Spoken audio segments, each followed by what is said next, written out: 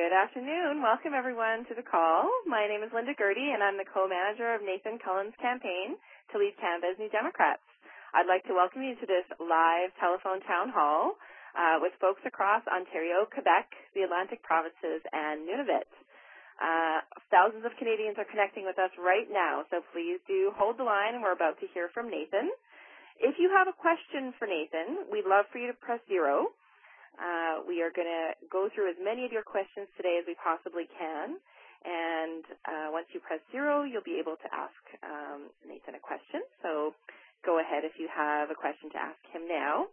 Today's telephone town hall will be facilitated in English, and we will have a French language telephone town hall later this week. Cette assemblée publique d'aujourd'hui est en anglais. Il y en aura un autre en français plus tard cette semaine.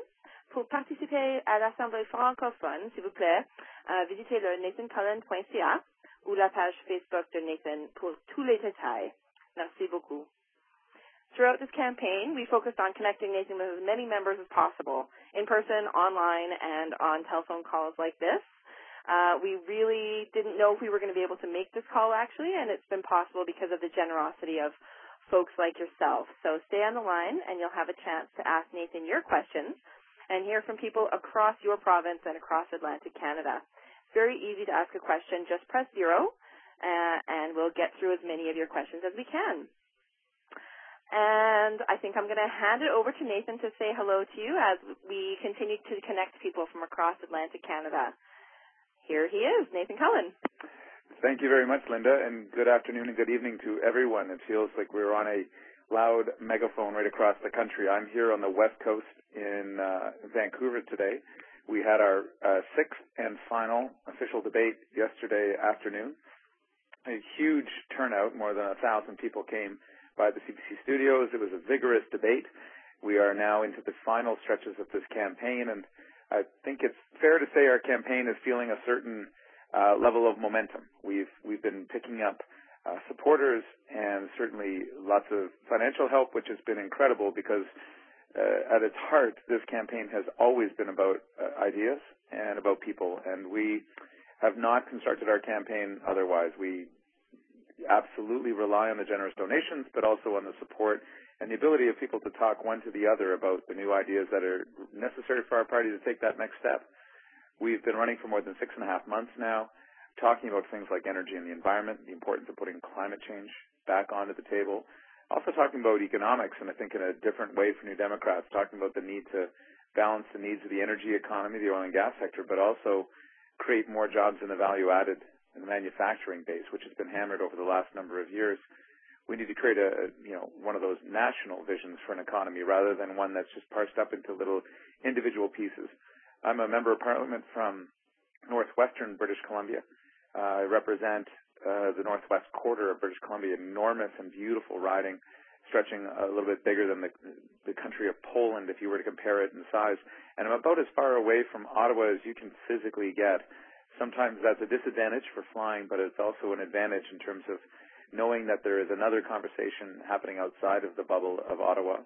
And I think in some parts our campaign has also reflected that, in the ability to think differently about things and the ability to approach issues in a different way. We've openly spoken about cooperation with other parties in advance of the next election. That's in the 167 Conservative seats. We've talked about coordinating and cooperating with other parties, particularly Liberals and Greens, in order to elect a single member and then have that candidate go forward and take on the incumbent and win. The decision ultimately for such a choice as a joint nomination meeting would be made by the local riding associations. I'm running for leader of this party, not dictator, and so this question of how we go forward, how we cooperate will certainly be appealed to the membership directly.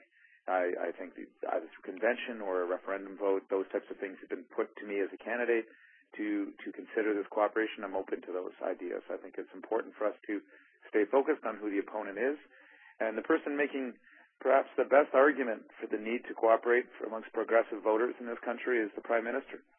I think every time Stephen Harper does another one of his more ideological acts in Parliament, be it accusing Canadians of being on the side of child pornographers or shutting down the wheat board or attacking Canadians for their rights to stand up against a pipeline, for examples, have pushed more and more people into this conversation, into a progressive conversation, because we have a voting system that rewards the most narrow type of politics, and I think it's time that we had an electoral system that reflected our best hopes and dreams, and that in fact allowed every vote in this country, wherever it's cast and for whoever it's for, to actually count, and to see your wishes and hopes and dreams reflected in the members that go forward and represent us in the House of Commons. So I think that's enough for an introduction. I know there's some people that are just joining onto the call, and I'll maybe pass it back over to Linda, and we'll start getting to your questions. Thanks so much, Nathan. Again, if you're just joining us, I'm Linda Gertie, co-campaign manager of Nathan Cullen's campaign to lead the New Democratic Party. And this town hall is all about your questions, so we're going to get to those shortly. You just need to press 0 on your telephone, and you will have the chance, hopefully, to ask your question. We're going to get to as many of you as possible. You can also press 1 if you're interested in getting involved in the campaign, and 7 if you're able to make a financial contribution today. So we can go ahead and go to our first question, I think, from Fonthill, Ontario, and I hope I'm pronouncing that correctly. Go ahead, Richard. Yes, I live in Fonthill, which is just outside of Welland, which was a heavily industrialized area, and I'd be interested in seeing parties develop a new national policy where we upgrade resources. Now, you touched on that. Instead of exporting most of our crude oil, retaining some of it and developing an entire manufacturing industry or what have you. That's basically my question. A new national policy, something like John A. Macdonald had back the turn of the century. I think thank you for the question. It's a great one because it also speaks to the national dream that I think this country needs. We need something that stretches from coast to coast to coast and allows Canadians to believe again in the role of government and that national story.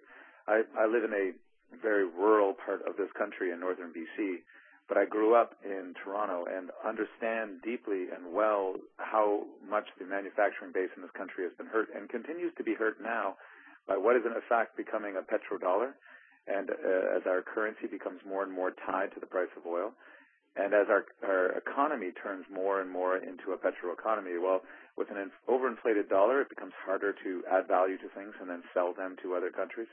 It also disrupts and disturbs the natural flow of back and forth between the economies. So when you talk about a national manufacturing strategy where we give incentives to companies to actually add value and disincentives for those who are exporting raw resources, be it minerals, forestry, or the oil and gas sector, I think that's something that I know it's something that we talked about. It was the first policy that I launched in this campaign. It's an important one because it speaks right to the heart of where we're going next.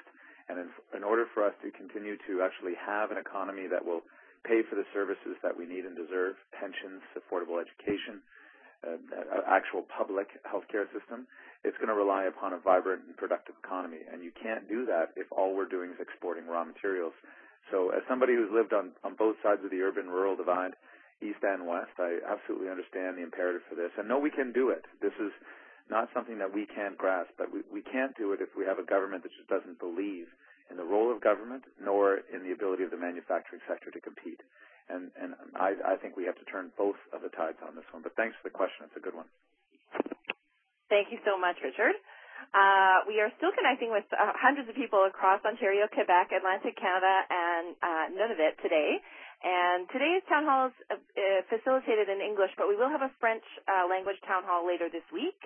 Alors, si vous voulez participer à l'Assemblée francophone, s'il vous plaît, visitez le site nathancullen.ca ou la page Facebook de Nathan pour tous les détails. Merci beaucoup. And if you have a question for Nathan, you can press 0 at any time, and we'll try and get to as many of your questions as possible. You can also submit a question on Twitter, and I do actually have a question that was submitted on Twitter for you now, Nathan. This comes from Cyberwolf, and the question is, would you reinstate and expand the eco-energy program that was recently cut, and what about banning incandescent light bulbs? It's interesting. On my way over to this call, I heard an ad on the radio from one of the home hardware type distributors touting how great the eco retrofit program was and how people should take advantage. And the very end of the ad said, government doesn't often work well, but this program does. And I felt like I've got to look up the company that was doing this and let them know that this government, despite all of the evidence that has shown that this works for the economy and it certainly works for the environment, when we're able to retrofit our homes and businesses so that they use less energy. This is the cheapest energy to produce, is what they call megawatts, when you simply don't use the energy in the first place because your home, your businesses are just more efficient. Now, maybe it's because the Prime Minister lives in Sussex Drive and lives in essentially a leaky mansion that he somehow feels that this might be okay and tolerable for others. Well, the Canadian taxpayer is paying that heating bill, but for people who are particularly stuck in the middle class and trying to make those ends meet, it's so much more difficult. Never mind Canadians that are on a fixed income or on the lower end of the income scale, because it's too often a choice. It's too often a choice between paying for the heating bills and paying for other essentials that are absolutely critical to life. So here's a program that worked. And when the government reintroduced it after canceling it once, I actually gave them praise and credit, saying this is something that will work for both ends of the spectrum, both for the economy and the environment. And yet they've gone out and killed it again, even though there's still money left in the bankroll for this particular program. So it's not as if they ran out. This was simply an ideological choice, and what a shame, because it puts so many Canadians to work. It helps Canadians maintain a better quality of life, a more affordable life, and yet the government, for so many reasons, I suppose this is just yet another excuse why they pulled out of Kyoto and tore up Canada's reputation just a little bit further. So, no, absolutely, in terms of your programs, getting it back on its feet and making it permanent so Canadians don't have to guess. I think the light bulb question is interesting. The technology has moved beyond where we were 5 years ago when we had legislation in the House of Commons. I think we need to relook and see that there is many more and better lighting systems that have come on board that produce less heat and give us good light without some of the problems that we've seen with the compact fluorescence and some of the other technologies. But great questions both. I think they're critical. Thanks so much, Nathan, and thanks for the wonderful question on Twitter. We're still connecting with people across Eastern Canada, so if you're just joining us, this is a live telephone town hall with Nathan Cullen, who is a candidate for the leadership of the NDP. And if you have a question for him, you can press 0 on your telephone, and we're going to try and get to as many of you as possible. Right now, we're going to go to James in Hamilton. Go ahead with your question, James. Yes, I'm James from Hamilton. I thought I got through to you people earlier, but anyways, I'm a retiree, and the company that I work for believes in the retirement, and whatever I put in, he put in also to make sure that when I get to the point of retirement, that I will be looked after, and I give it to the company credit that they did this for me. Now I hear these new companies that are opening up or are still in business are not doing anything about for the worker to put some money down and for them to double their or whatever they want to do, but they don't do that, and I feel sorry for the young kids. They don't have a pension by the time they give it to retire. It's an excellent question, and I think for the generation that's retired recently or is about to retire, the jobs in the private and public sector that had what we used to call, fixed benefit income plans, so that there was some certainty when you retired as to how much money you'd be getting in support of living. Well, most companies in the private sector have been moving, and now the public sector as well, towards fixed contributions. And all that means is that you'll know how much you're putting in, but you'll have no idea how much you're putting back out. And that's because they're playing the roulette wheel, that's the stock market, with your pension. My first introduction to the issues of pensions and how critical they were was when my parents came home one day, and I was a young kid, maybe 8 or 9 years old, and I didn't even know what really a pension was, but I knew that their pensions had just disappeared because some man named Conrad Black, who was running the Dominion Food Company where my parents worked, had gone off with their pensions, essentially stolen them and using them for something else. And after many years and many lawyer fees, I think my parents got something like 10 cents on the dollar from their pensions. And Bay Street applauded Conrad Black for being such a cagey businessman. And I remember as a young person facing up against this obvious injustice, knew that the laws were obviously not on our side, that people could still get away with this. We've corrected some of those laws, but now we have a government that's even attacking the public pension and the OAS and the CPP. Look, pensions are what keeps people going. It's something that we contribute into, and when employers match up, like is the case for you, it makes sense for both our economy and for the individual person. So we need to get back to pension plans that are fixed and defined benefits rather than ones that you just know you're paying into but don't know what's going to come at the end of the day. And an entire generation may never know that unless we do something about it right away. Thank you so much for the great question, and thanks for the answer, Nathan. If you're just joining us, this is a live telephone town hall across Eastern Canada, and you're going to have a chance to ask Nathan your question. Hopefully, we're going to get to as many of you as possible in the next hour or so. You just have to press 0 on your telephone, and we will try and get to as many of you as possible. And if you wanted to become involved in the campaign, you could also let us know that by pressing 1, and one of our team members will follow up with you afterwards. And if you are able to make a financial contribution to the campaign, you can press 7 to indicate that as well. So thanks for everyone for joining us. We're really glad and excited to have you all on the line. And we're going to go over to another live question from Ambroise, and I'm not sure where you are physically, but you can go ahead with your question. Yeah, hello, Nathan. Thanks for putting this on. I think it's very helpful. One of the things that I think we seem to be missing in Canada is something that the Northern Europeans did. I guess in the 1980s, they decided that they needed to make their economies more sustainable, and they based the development of their economies. This is some of the Northern European countries like Sweden, Norway, Denmark, Holland, and Germany. And they started to develop their industry so that they didn't need a lot of imported oils. And so they were able to stabilize and make their economies more sustainable, and this created a huge amount of employment. As an example, they created 95,000 jobs just in biomass heating.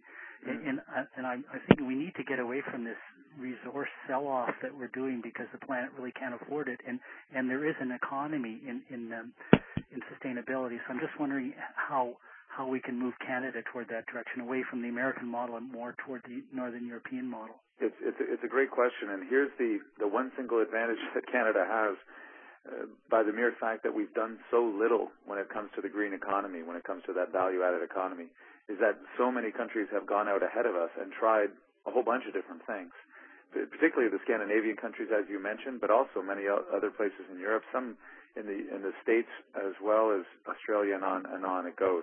So there are many lessons that we can pick up from and take best practices and take the best models that would work for our particular circumstance. Now, I can recall working very hard. Jack and I spent some time on a bill that the Conservatives had introduced when they first got into power to deal with climate change, and it was a disaster, and it was going to die. And Jack approached the government and said, would you give it to us in a committee in which the opposition had the majority and allow us to rewrite it? And we spent months and months at committee wrestling over what a proper climate change strategy would look like and how we would give some advantage to those companies that were going to try and add true value without killing the planet in the process. And we won. We got it all the way through. And then the government wouldn't recall the bill, wouldn't allow it to stand for a Democratic vote in House of Commons. And I felt quite discouraged. And I remember having a coffee with Jack after all of this and expressing my disappointment. He said, don't worry. You've just simply worked on the piece of legislation that will be enacted when we form government. And at the time, we only had 20-odd seats. And so his optimism was eternal and incredible and something to behold. But I also think he was right. When we do form government, the basis of our thinking, and it was some of the best thinking in the country and the world, went into that act. We'll modernize it. We'll make it right. And finally, those companies that are trying to do right, when those Canadians who have those new ideas for producing energy, for moving us around, for creating that economy, we'll actually give them the benefit rather than just to the oil sector that gets almost $1.5 billion in tax subsidies just from the federal government alone. So we can do it. The plan's there. We've done the work. And we have the models out there right across the globe that we can borrow, beg, borrow, and steal from, frankly, and put together something that we can all be proud of and leave a good legacy for future generations rather than the one we're leaving right now. Thank you so much for the great question. If you're just joining us, you're on a conference call live with Nathan Cullen and lots of people across Eastern Canada. And we're going to go over to Cindy in Toronto. Go ahead, Cindy.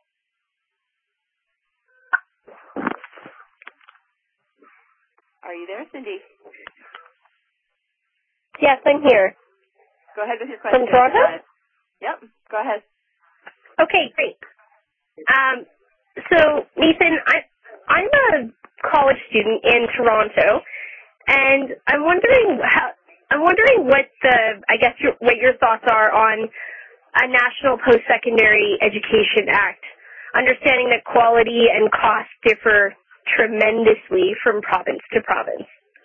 It's an excellent question, and folks like Olivia Chow, Megan Leslie, Nikki Ashton have all spent an enormous amount of time putting the skeleton of that together so that we know the role that we can play. Only thing we have to be cautious of as we do describe a national dream for affordable, accessible post-secondary education is to make sure that we're being respectful of the different levels of government, that the provinces are generally speaking in almost all cases responsible for post-secondary education, but the federal government has an enormous role to play in demanding that when we transfer money down, be it to Ontario, Nova Scotia, Quebec, it doesn't really matter, that we also make that money conditional on the provinces using the money for what we transferred it down for.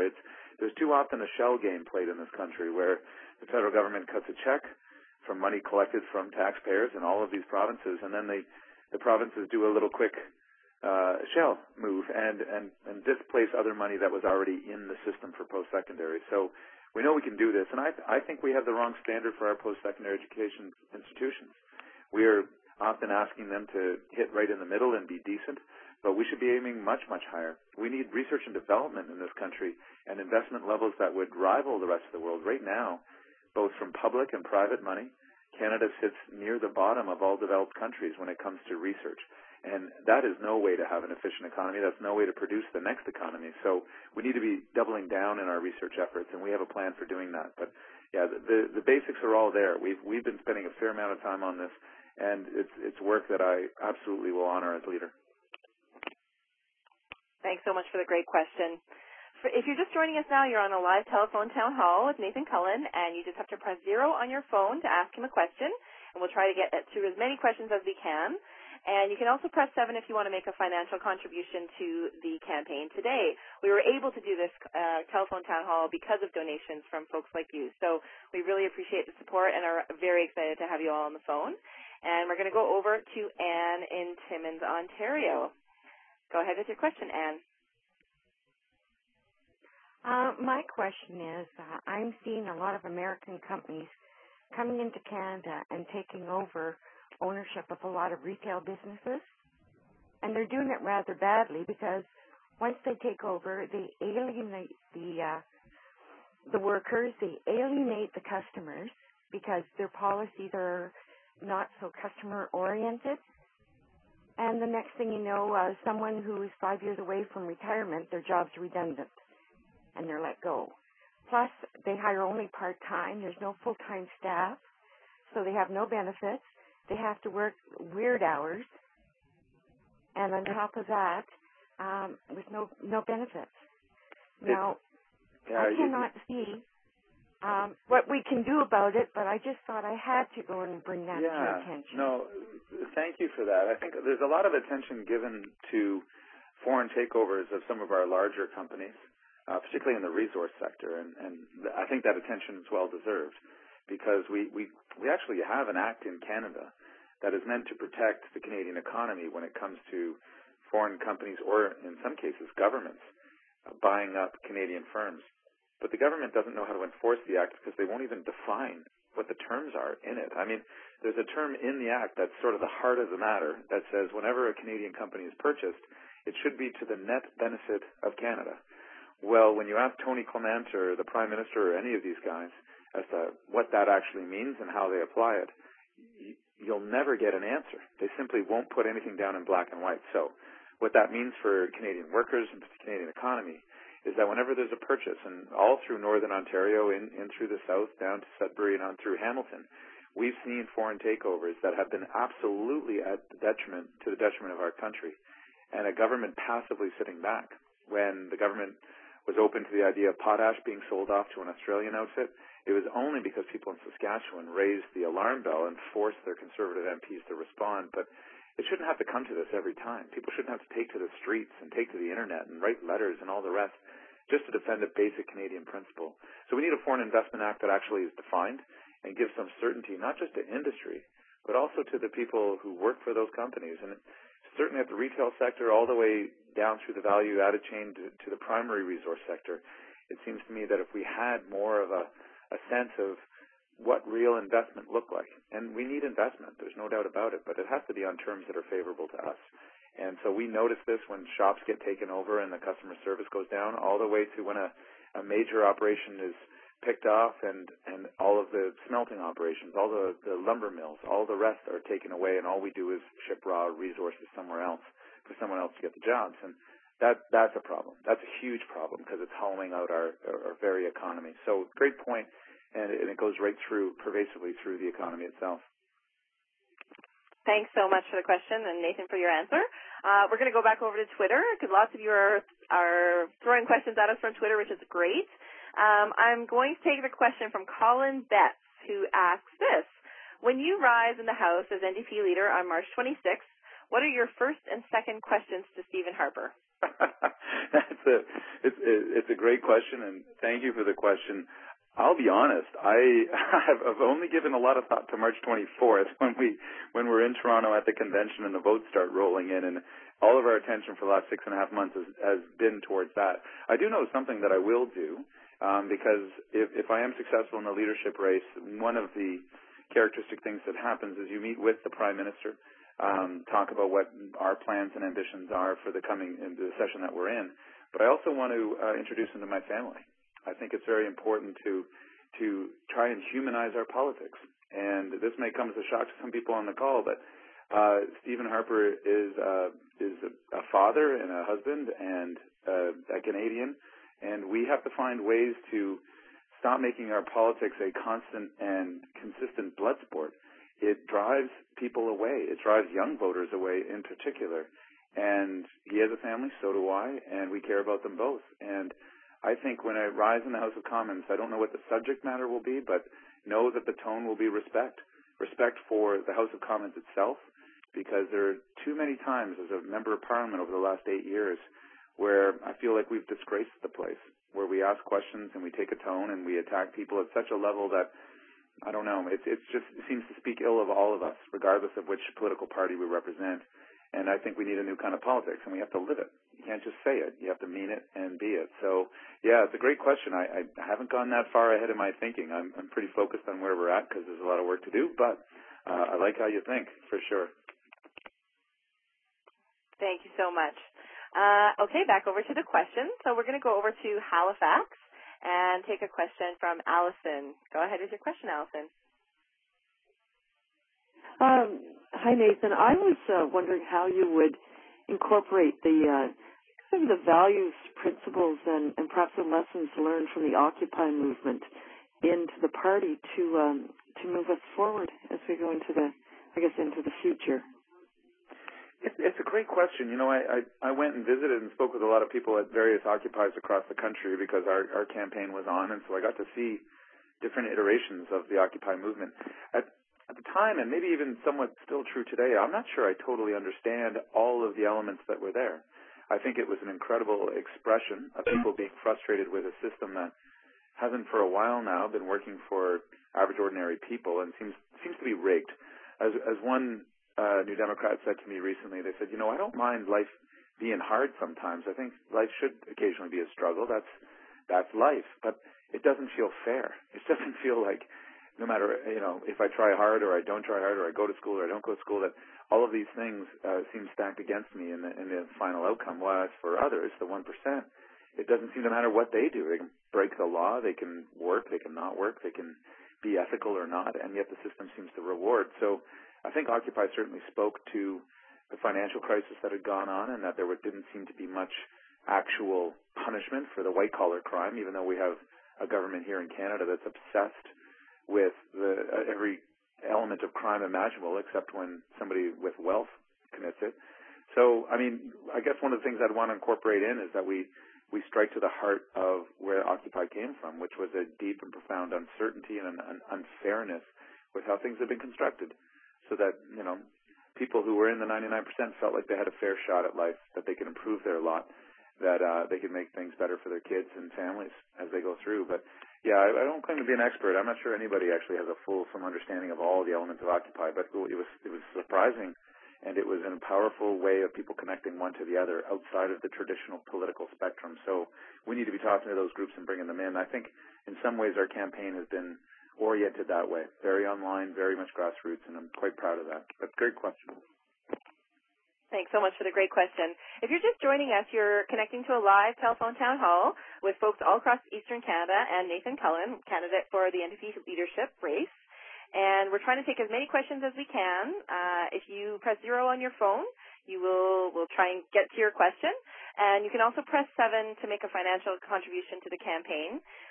We put a call out last week for donations, hoping that we would have a response and could host this telephone town hall, and we were able to. So every way that you can support the campaign really makes a difference. And I'm glad to see we have a question from Newfoundland. So I'm going to go over to John. Go ahead. Hi, this is John from St. John's, and I was wondering when you become the next government, what will you do about engaging youth involvement in elections because of the very low turnout in last election? Excellent question. Let me tell you about something that I do in my riding here in BC, and a whole bunch of MPs have also started this contest. We run a competition in high schools and allow any student to write a bill, an idea on how to make the country better, and it could be on any topic. And we pick a few winners, and I fly them all the way to Ottawa, and I introduce their idea. We get it written up as a piece of actual legislation, an actual bill, and I introduce it into Parliament under my name, but on their behalf. And the ideas that we get from young folks about how to make Canada a better place are absolutely breathtaking. They're amazing. And the reason I like this competition, and the reason I point to it as an example, is that we can talk about how important young people are, but talk is cheap.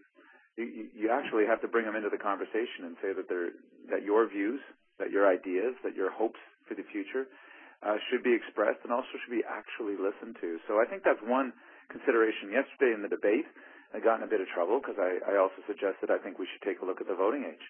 I think we should consider lowering it to incorporate young people while still at school. I think when we lose people and they get out into the workforce, they get out into college or university, it's very hard to get them into the pattern of voting. And we know one thing, that when somebody votes once, the first time, particularly when they're younger, they tend to vote the rest of their lives. And if people are voting, they're holding politicians and political parties to account. If they're not voting, they tend to become very disinterested and don't hold us to account. So voting is critical. And I think we should at least have the conversation in this country about how is it that we make politics more relevant, and once we do make it more relevant, how we ensure that people actually show up at the ballot box, because that is the right, but it's also a responsibility of everyone in this country. Great question. A great conversation. We're going to go back over to Twitter. People are sending us questions on Twitter as well, and we won't hear from this person, but I'll read their question. Mo D asks you, is there something that you see other countries doing successfully that you would like Canada to do? Oh, boy, there's a great deal. I think there's some things that Canada does very well that I know other countries come and study us. In particular, previously our immigration policy was one that was celebrated around the world, and people wanted to figure out how it is that we did it. We talked about this a bit earlier. I think when it comes to energy and it comes to natural resources, Canada has put itself at the bottom of the heap. We have a lot to learn from other countries who face similar questions to us, that have an energy resource and want us to try to figure out how to develop it. But one of the ways you don't do that is by just shipping everything out raw. So it's, I think there's a lot to pick up there. I think democratic engagement, we just talked about that with John, that there's a number of countries, Ireland, Australia, some others, that have really been able to pick up the pace. And maybe lastly, and I think this is an important one, my family I'm a child of immigrants, that my home country in Ireland, they invested an enormous amount of time, effort, and money into the arts. And the arts sometimes feel like it maybe isn't as relevant in people's lives as it ought to be. This is the way that we tell our stories to one another. This is the way that a country describes its history and also its future. And when I'm in Ireland, I can tell. It's just woven into everything that we do. And the place I'm most reminded of that, of course, is when I'm on Canada's East Coast and when I'm in Quebec, two parts of this country that spend public dollars and give actual real support to artists in describing that story of those communities and those regions. So, yeah, there's a lot to learn. I think there's a lot to be proud of, but there's also a lot to learn, and those are just a few that come to mind today. Thanks so much to Nathan and Mo D for the question. And we're going to do a back-to-back Twitter question. For all of you that are joining us, this is an English language telephone town hall for Quebec, Ontario, and the Atlantic provinces and Nunavut. L'Assemblée publique d'aujourd'hui est en anglais. Il y en aura un autre en français plus tard cette semaine. Pour participer à l'Assemblée francophone, s'il vous plaît, visitez le site nathancullen.ca ou la page Facebook de Nathan pour tous les détails. Merci beaucoup. And the next question from Twitter, and if you have a question, you can press 0 or send it to us on Twitter. The next question reads, is from Michael Twyman, and it reads like this. Under your cooperation proposal, if a Grit or a Green wins the nomination in my riding, how do I vote without breaking my oath to the NDP? Well, the oath to the NDP, I believe, is to have us form a progressive government in this country. There are many places in which that progressive vote may be expressed by another candidate from time to time. I suppose that the only reason I offer this proposal now is because of the reality of right now. With a majority Stephen Harper across the aisle, we must recognize that these guys are not our parents' conservatives. These folks operate under different rules, and rules perhaps we've never seen before in this country. So with that kind of a clear and present danger, my suggestion to New Democrats and to progressives across the country is we also need to think differently about how we take them down. We can't take them down with more cynicism. We need to express hope and optimism in where it is that we're headed next. I believe that there's lots of places in this country. I've worked in ridings that have traditionally voted Liberal, and the Conservatives are the next one in line, where New Democrats have voted Liberal and supported them. I can take you to places in Saskatchewan where that's true. I can also take you to places here in BC where many New Democrats helped Elizabeth May in the last election, and I was in that riding just recently. These are proud New Democrats. They had a Conservative in there for a long time, and we're sick of it, and thought Elizabeth had the best chance at beating that Conservative. I loved our candidate there. She was a great person. I campaigned for her. But at the end of the day, those people, those progressive majority, and many of them New Democrats, voted Green. So how do I feel towards them? Well, I think they made a decision that was in the best interest of their community, and it's not for me to tell them that they're wrong. I just think that if we want to attract people to a less partisan conversation, one in which we open the door and swing it wide open to that majority of progressive people in this country, we have to actually walk the talk. And that means thinking about things and doing things differently. And I appreciate it's challenging, by the way. I don't dissuade anybody who has a hard time with this cooperation deal, and I'm not wedded to the details. I also want to be leader, not dictator. So that means that putting this thing to a wide NDP referendum to make sure that we have the support of the party and the base, then that's something that I'm open to discussing as well, for sure. So, but let's stay focused. And what's focused for me is that this government should not and must not get a second mandate. If 9 months has been terrible, I cannot contemplate 8 years of these guys. And there are many things, but this Prime Minister is, generally speaking, not stupid. And he knows ways to make the electoral system, broken as it is, work for him. So let's find a way around this, and let's get at it. Thanks so much for the question, and thanks for your answer, Nathan.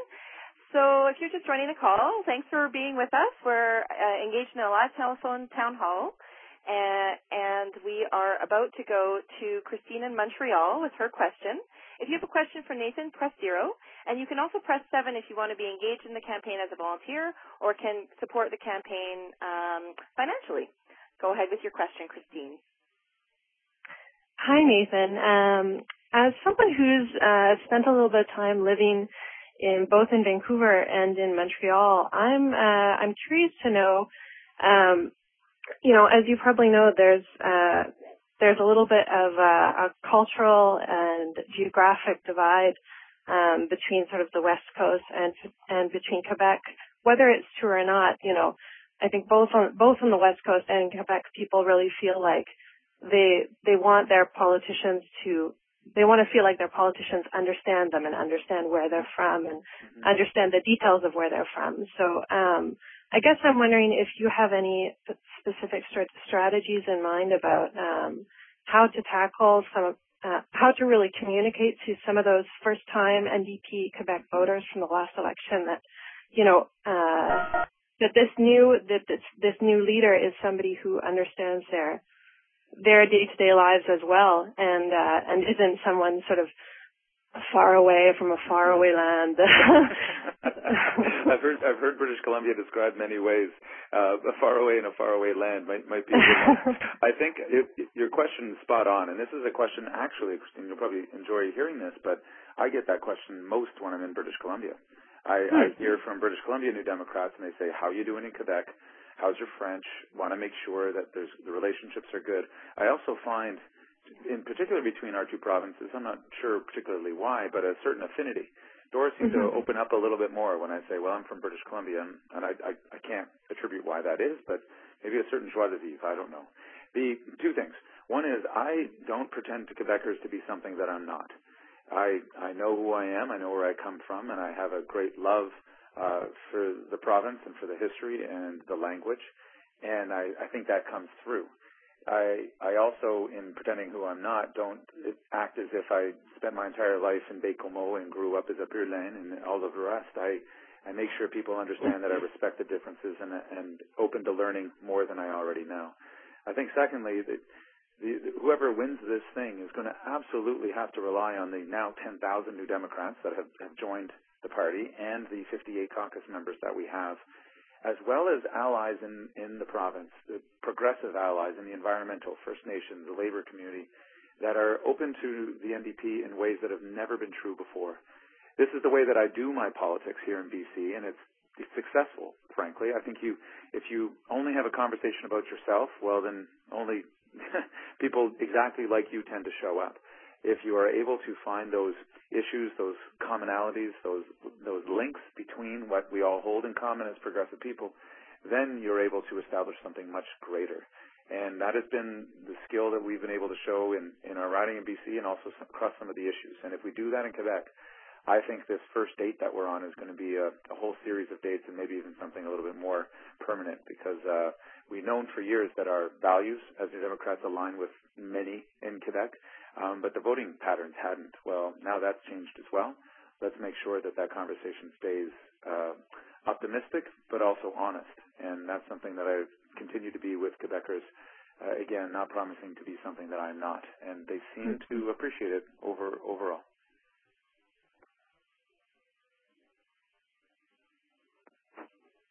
Thanks for the great question, Christine. Great to have you on the line. And we're going to throw it over to Georgia in Ontario. If you're just joining us, just press 0 to ask a question. And if you want to get involved with the campaign or contribute financially, you can press 7. There's only less than 2 weeks in the campaign, so anything that you can do to support Nathan's leadership is much appreciated. And I'm going to go ahead. Go ahead, Georgia in Ontario. Hi. Hi, Georgia. Hello? Go ahead. Hi. Hi. I want to know what can be done. Are you getting me? Yes, Georgia. Go. Oh, I'm sorry. I can't hear. That's okay. Yes, I want to know what can be done. I would like to know what can be done for whatever the policy that's in place, that the government cannot get in with less than the majority vote. Now, by that, I assume you mean more than 50% plus one at the voting booths. Well, here's the thing. The policy. Harper's in there with 38% of the vote, and he's got the majority government. That's right. So what we've suggested, first things first, in order to change the voting system, we have to be the government, right? So we can't do it from the outside. We have to be able to actually have the levers of power in order to push the law that we need to change our voting system to something better. Now, we have lots of models around the world that work a lot better, and we invented this voting system well before we invented the light bulb. So we've had it for a while, and we know it's got some real problems in it. So first things first is to form government on that commitment and make that solemn commitment to one another that we will change the system. Sometimes when parties get elected, they're a little bit reluctant to change the system, even if it's broken, because it worked for them. And we have to make that commitment solemn and sacred to one another. I think we can have a voting system in which you have runoffs. There's various iterations. There's various ways to do this. But ultimately, I think we'll have a voting system that will actually ask parties to work together more often, which I don't think is a bad thing. I think Canadians, and the evidence for us as New Democrats has been true, when we find ways to work together to get something done for Canadians, people like it. And as a parliamentarian, I've had lots of experience with this, where we've been able to reach out across party lines for some particular issue, some particular bit of funding that we need to get through. And when we do it, everyone feels good. But the party system sometimes overrides that, and people will cut off their nose to spite their face. They'll not work together just to gain one more seat or the perception of momentum, and that's a shame, because Canadians are the ones who suffer. Meanwhile, the political parties keep this little dogfight going on that feels so important when you're inside the bubble of Ottawa. Well, I don't live in the bubble of Ottawa. I live out here, and out here we know we want government to work for us, and we need a voting system that works for us too. But it's a great question, and we can do a lot better than the one we've got. Thanks so much, everybody. That you're on a live telephone town hall with Nathan Cullen, and we're taking your questions one after the other and getting through as many as we can. We have a few minutes left in time we'll get through as many questions as we can in the next few minutes. You can press 0 if you have a question for Nathan. And we're going to go to Ricardo in Toronto. Go ahead, Ricardo. Hi, Nathan. Thank you very much for the opportunity. I wanted to raise the issue of collaborating with the Greens and the Liberals in the elections to defeat the Conservatives and bring about what I imagine would be some kind of coalition government. Your proposals are really interesting in terms of, if I understood correctly, some methods of primaries in conservative-held ridings, and so that the candidate who is most popular in the riding, either Liberal, Green, or NDP, would run against the Conservative. While that idea is really interesting, I'm also worried about what this means to the NDP as a party and to maintaining its difference and its a very strong progressive representative party, and not simply slide into another Liberal party. Yeah. How do you see both things happening? Yeah, it's a great. Gracias por la pregunta. It's a good question, because the question comes at a time when we are in this reflection as a party, as a movement. We've lost our friend, and now we're thrust into a leadership race that nobody wanted. And we also, in interpreting the work of Jack and what he left behind, ask ourselves, what was it that made us so successful? How is it that Jack was able to take us to more than 100 seats in official opposition? My reflection and my experience has been that even when we've cooperated, when we've worked with other parties, we haven't lost who we were. Even though some people at the time were deeply concerned about it. When we had a budget deal with the Liberals in 2005, when we attempted to form a coalition government, people said, well, if you do any of these things, even the conversation will water down who the NDP is, that you'll quote-unquote sell out. Well, I heard many accusations, and I've heard much praise of our former leader and the work that we did together, but he was no sellout, and we didn't sell out. We kept our priorities and our principles. Where our focus was that politics should be the art of the possible. There should be things that actually come out at the end of the day. I didn't join this party to have a debating society. I got in to see change in the world. And so I'm a pragmatist. I believe in pragmatic politics, and I believe in those politics being founded in deep social democratic principles. Now, working with others, collaborating with others, cooperating with others, I think is a new democratic principle. I think it's a Canadian value. I think we laud this when we're out in the world, that we seek consensus, we seek to get along and work together with others. Yet we have a political system that is more and more looking like the Republican Democrat system in the States, which is total war all the time. And my fear in that is that even when parties win, the country loses. And certainly young people get turned off this country, off this conversation incredibly quick. So I understand the fears, but I also know New Democrats. I know many New Democrats. I am a New Democrat and a proud one. There's just no way anybody under any leadership would suddenly allow the party to become something that we're not. We know who we are, and Canadians do as well. And part of us is a deep and inherent sense of prairie social democracy, which means that you try to get something done. You try to make things better, and you work with others to do it. So That's where I come from. The vision for this, by the way, comes actually out of a municipal level of politics. Here in Vancouver, there's a new political party called Vision that has won the last two elections with a former NDP provincial member as the mayor, and Gregor Robertson. And they essentially did what I'm describing to you all here today. They found ways to cooperate, collaborate, and make sure that candidates were being put forward as the most progressive, viable option. And the Conservatives now on City Council and the school board and Parks Board might have a handful of seats, 3 or 4. I mean, it's incredible, the success. And they've been able to get things done, lowering homelessness by 82% in Vancouver, beating their own Kyoto targets. I mean, this is pragmatic and principled politics at its best, and I take a lot of lessons from that example. Thank you for the great question, Ricardo. And we're going to go over to Nam in Richmond Hill. If you have a question, just press 0, and we're going to try and get to as many of you as you can. Go ahead, Nam. I hope I'm pronouncing your name correctly. Setting this up. Oh, you pronounced it perfectly, no problem. So, hi, Nathan. Thanks for setting up this town hall, first of all. So, my question is, a lot of the parties have talked about lowering tuition, raising tuition, or creating jobs and basically repeating the same old sound bites, but no one has really specifically explained how they would create jobs for young people who have just gotten out of university, such as myself. I go through the trouble of basically applying for jobs constantly, and feels like my resume is basically a drop in the bucket, as it does for many of my compatriots who have also graduated with me for my year.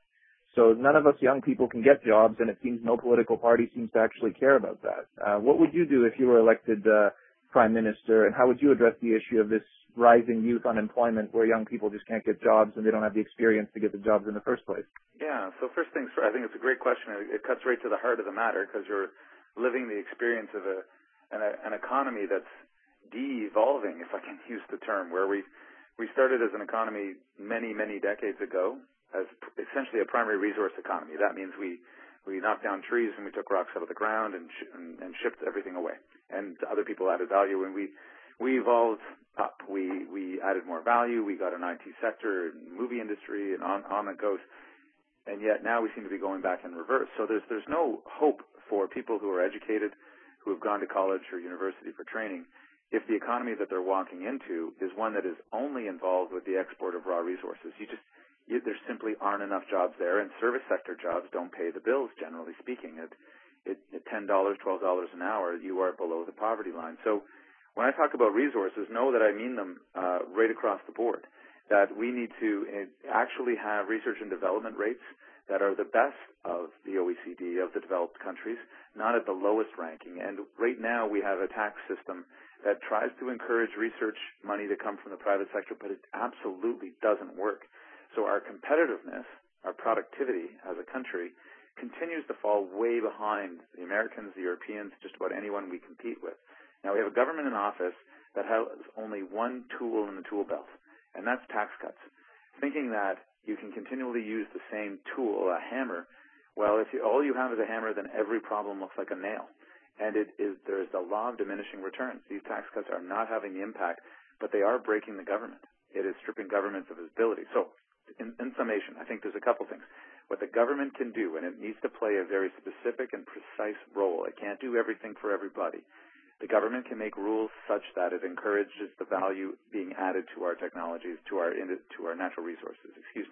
Second thing, that the government can actually have strategies when it comes to housing, when it comes to education, when it comes to manufacturing, that sets targets alongside with industry that actually creates that vibrant, robust economy. And as someone said earlier on this call, there are examples around the world, particularly in some of the Norwegian countries, Scandinavian countries, that allow us to see what an advanced and evolved economy looks like, as opposed to what is envisioned by Mr. Harper, something where the invisible hand of the market answers all things for all people. Well, there are such things as market failures, and the pricing on carbon is obviously an exact one. We can create an entire green economy if we simply acknowledge what is true, which is this pollution must have a cost. Let's start to fund the solutions. And in there lies the answer to your question. Thanks for the question. Thanks, everybody, for being on the line with us for this live telephone town hall. We actually still have hundreds of people on the line. We've been on the line about an hour, and we're going to keep going with you if you'll stick with us. We want to get to as many questions as we can. And I can see that we have somebody in the question queue from PEI, so we're going to go over to Kay. Go ahead with your question, Kay. Hi, Nathan. I have a question for you, actually, regarding the Indian Act. My husband and my kids are, to use the official term, status Indians. And before our first child was born, I read the entire act just to kind of know what I was getting into. So there's a lot of parts of the act that are essentially frightening, particularly sections 114 and 115, which are on schools. And these sections allow the Minister of Aboriginal Affairs to operate and maintain schools for Aboriginal youth in conjunction with religious institutions, which basically smacks of residential schools, right? The Act also allows the minister to seize funds intended for children to pay for their schooling. So essentially, this whole Act, when you read it through, it's frightening when you're an Aboriginal family. What I would want to know is, how do you propose, after forming government, that you would you change the Indian Act? Would you want to abolish it? Or would you leave it as is? Like, yeah, well, what would your absolutely. Well, the last option you mentioned is not an option. The status quo is literally killing people. It's for some of the reasons that you identified there. It is a racist piece of legislation. It was designed that way. It remains that way.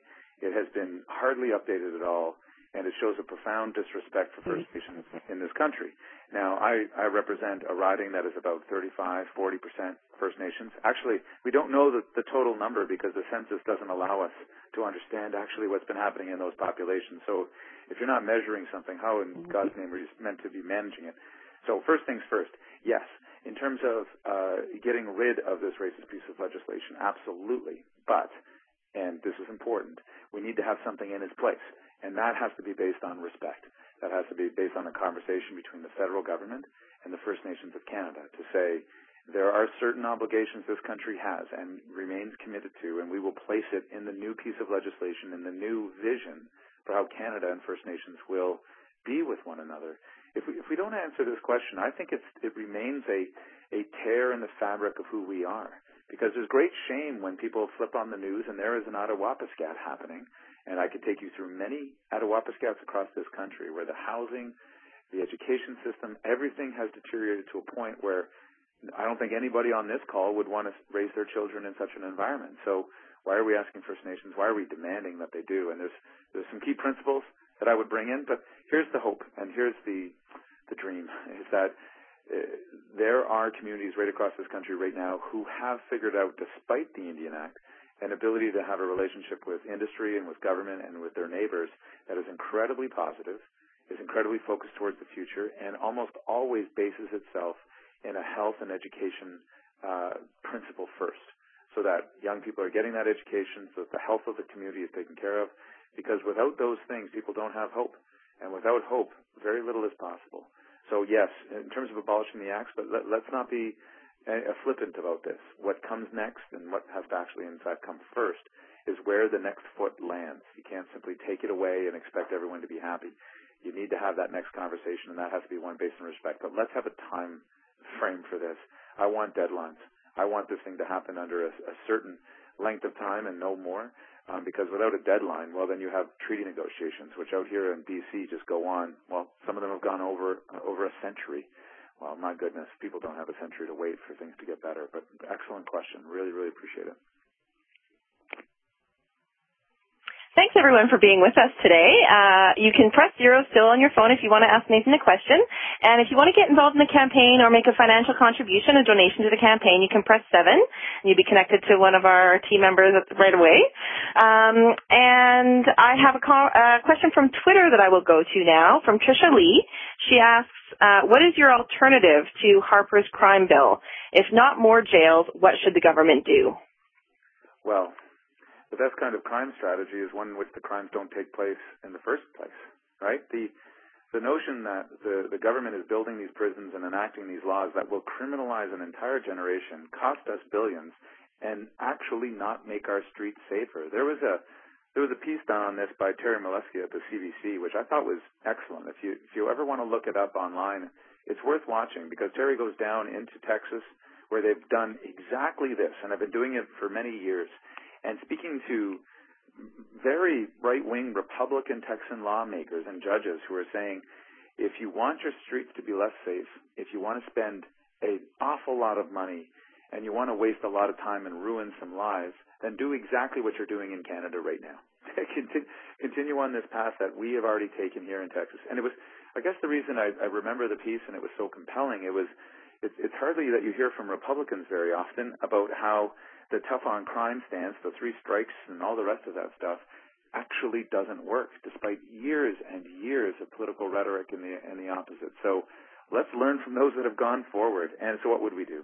We need to strip out and take out the most heinous pieces of this act. There's a piece of legislation sitting in Parliament that will make the penalty for being caught with 5 marijuana plants a penalty more severe than rape. I don't know how a government can look itself in the eye and say that this is a good idea for Canadians. This is offensive.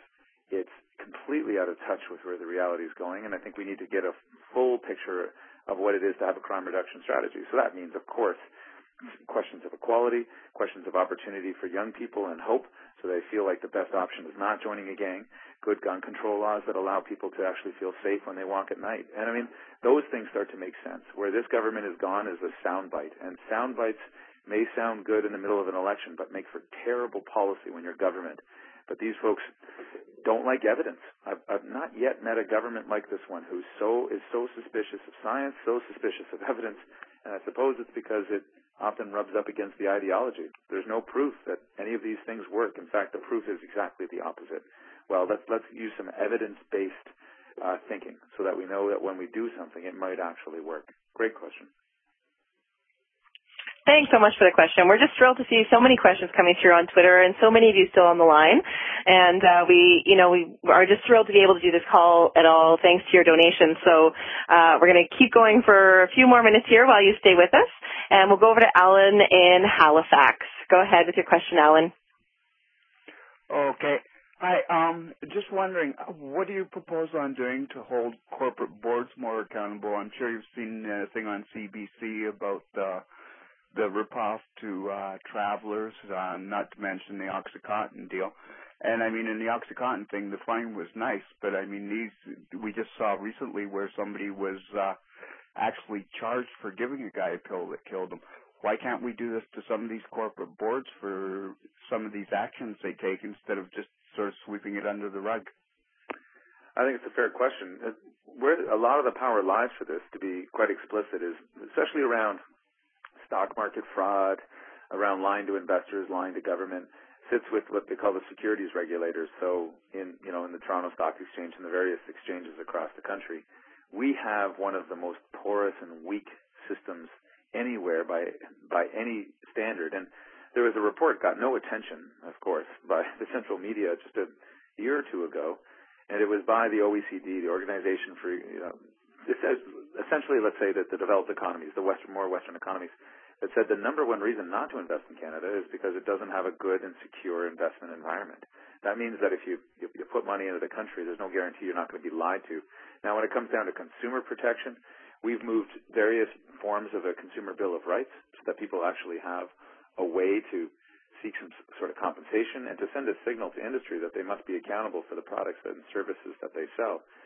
Now, all of that said, there's a shift in corporate culture that we need in this country, one that actually returns back to the sense of being part of the community as opposed to being only accountable to the shareholders in the next quarter. We need companies that are accountable to people and to the next quarter century, not just this narrow thinking where it's take what you can now and worry about it later. This doesn't actually lead to a good environment, certainly, and definitely not to a good society or economy. So using the regulations that we do have, making sure that the police have the tools that they have to do it, because we don't need any more Conrad Blacks. And there's some shame in the fact that he was arrested in the U.S. for much of what he had actually done in Canada, and we didn't have the courage or the regulations to actually, charge him with what he had done and the crimes he'd committed here. And is there no more clear example? I mean, there's a few others, but that's a good one and a personal one for me. Oh, Nathan, you're so right. Conrad Black still got his Order of Canada. He neck of the woods originally in the Eastern Townships. And Jack, who I had the privilege of knowing before he was a politician, and I used to share a certain embarrassment about our Anglo accents and what they spoke of our experience of Quebec. And he, when he ran for leader, had a very clear objective. There were two stars on the horizon, and one was youth, and the other was Quebec. And boy, did he ever deliver, eh? And no kidding. That's that clear kind of vision that you need. Yeah. And despite sometimes a lot of people, even within our own ranks, that said, particularly in Quebec, this investment may not pay off. I think it's beautiful to remember that what a dedicated visionary looks like and acts like, and that was our friend for sure. Thanks for the comments, and it's great. Well, I want to know, Nathan, what your strategy is. Oh, it's done. Oh, sorry, I wasn't able to hear that last little bit. We talked a little bit about strategy already on the call. It may have been missed earlier, but there's certainly a whole bunch of discussion about how we actually open this gift that Jack left us, and particularly with this conversation that we've been able to finally realize and materialize in the province of Quebec and amongst young people right across the country that Jack was able to inspire. I think it's a central part of certainly this campaign's thinking, and I know some of the others as well. Thanks for that that question. I'm sorry we lost you. Let's go. I think we probably have time for one more question. There are still very many of you on the line and in the question queue, but I know Nathan actually has a ferry to catch tonight, so we don't want to keep him too long. We'll go to John in Ontario. Take one last question, then we'll see what we can squeeze in. And if you do want to get involved in this campaign or can make a donation, you can press 7 to talk to one of our team members. And we'll throw it over to John now. Hi, Nathan. I'm calling you from the bubble in Ottawa. And I'm wondering, what are you going to do to repair some of the damages that are going to happen by the time the next election happens? I'm looking at the crime bill, which you just mentioned, but we're also going to look at the healthcare issues that are going to be coming up. We've got the wheat board. We've got youth unemployment constantly on the rise. There's going to be a whole lot of really, in my opinion, really troubling situations that you'll have to deal with. So in terms of like a general philosophy on how we, pull things back and how we pull things back into reality, I just want to know how you're going to do that. Yeah, John, it's an incredible question because it speaks to so much of what we talked about today. It reminds me of the old expression, it's easier to destroy than it is to build. And a lot of those things that you name there, a sustainable healthcare system, the wheat board, a lot of these things the government is able to tear down quite quickly, but to restore them is going to take, it's going to take at least a mandate, if not a couple, to be frank. I think it's fine and all well and good to say that day one will fix it all, but I don't think that's actually accurate. It seems to me that the work actually starts now in terms of organizing and mobilizing people, first of all. And secondly, making sure that we have the steps in place that hold back the worst of what's coming. And I think there's pathways through the courts. I think there's pathways just through civil society and the expression of what it is that we're doing here today, which is people talking to people about what matters. I think we're going to be able to push this government back politically in the ridings. I think that's what happened around their whole prospect of opening up everybody's email account and the offensive suggestion that if you didn't want that to happen and let government run rampant through your inbox, that you were somehow in support of child pornography, well, that all backfired. And it backfired because, in particular, members of the public raised their voices, called their MPs, demonstrated, did all of those things. We now have the robocall scandal. I think that's also going to force this government onto its heels and push back on some of the most draconian things. So that's part of the work right now, as much as is preparing to be successful in 2015 and preparing the plans that go out, because you're right. It's expensive. It's going to be difficult. There's going to be some things that are going to take more than one term, frankly. And that is probably the worst part of what this government's doing. It is doing things that will cost so much money to fix and so much money while it breaks them, because you can't pretend that this wrong-headed approach to justice criminality and all the rest isn't going to cost us many, many billions. The F-35 fighter jets that we know are already having problems and only will continue to, that will cost us billions, and we're borrowing all of this money to do it, which is the great shame. It's not as if the $10 billion for this or that is going to actually cost us 10 in the end. It'll cost us many times more than that because we're borrowing at a very high interest rate. So it seems to me in all of those ways, we're going to need to, A, stop the worst of it right now and hold it back, and we need the public and civil society to do that with us, and B, prepare ourselves for the very difficult task and maybe in some cases expensive task of putting the pieces back together again of some of these things that we didn't think could be threatened and thrown into disarray, but obviously we were overconfident with that. We need to get back to some sort of better conversation. But you ask a big one. That's a big one, and it does preoccupy me, and I know this party. Thank you so much, John. Let's see if we can't take one more question from Jane in Ottawa. Go ahead, Jane. Yes, thanks very much for this opportunity. Nathan, I want to deal with an old myth that continues to dog the party, and that is the public perception that an NDP government would not manage the economy effectively. As the NDP leader in the next election, how would you counter that public perception that an NDP government is weak on fiscal management? That's a great question. I love when we name some of the elephants in the room and acknowledge where it is that we have to be stronger. On this one, before going into politics, I was in business, and so it gives me sometimes a different perspective. I ran a small business in British Columbia that did strategic planning and conflict resolution, two things which have kept me in good stead in politics, actually. It was good training. But it also opened me up to that business conversation and what is it that the business community wants to hear, what is it that they need to be successful.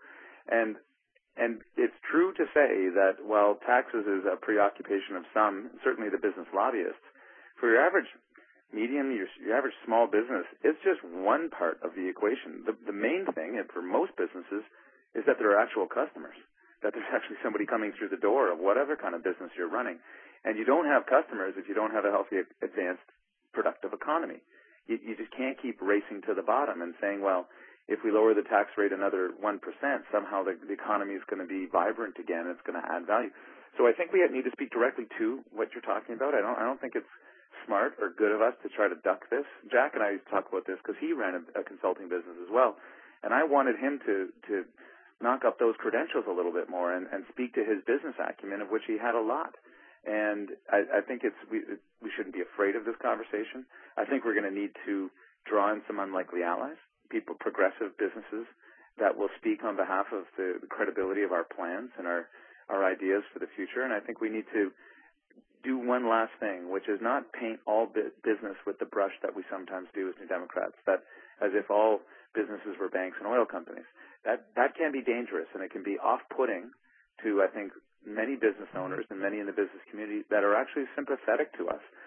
But they hear that language sometimes, and it can slide over to something that's a lot more offensive and not accurate either, because I like good business. I think when a business is run well, pays its employees well, doesn't leave a mess behind, and tries to be a good part of the community, that's fantastic, and we should be encouraging it, and we should certainly not be trying to paint them into the same picture in the same place as Exxon or the Canadian Imperial Bank of Commerce. Those are two different organisms, and let's respect that and treat them as two different people.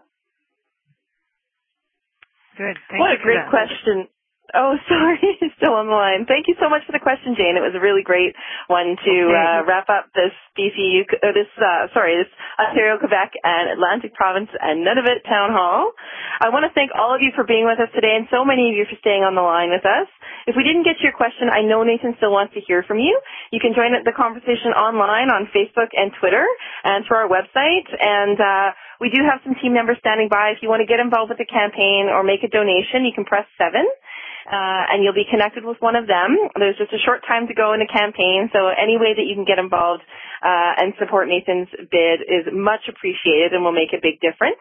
And I'll just hand it back over to Nathan for one final message. Thanks to all of you for being with us. Hey, not a lot further to add, but we're quite sincere in this. We wouldn't be doing this today if people hadn't helped us out, because we're the little campaign that could. We don't have any significant, crazy, big backers behind us. We are a campaign of the people, and that means that folks like yourselves have been engaged, threw us a little bit of money, and helped pay for this call. So appreciate everyone for being on. Thanks, Linda, for moderating it. It means a lot to be able to have this kind of conversation across such a broad, vast territory that is Canada. And hang on to your boots, folks. Just a little less than a couple of weeks to go until we pick the next step in this beautiful story that is the NDP. So thank you all for being on the call and staying with us. And thank you to everybody for your participation. And for all those folks we didn't get to your questions, you can definitely send them our way in other ways. And really appreciate all the great questions coming to us. We'll leave the call open for a little while. So if you do want to press 7 and talk to one of our team members, you can do so. We really appreciate all the support that we're getting from across the country and all of you for joining us today. So thanks very much and have a great evening.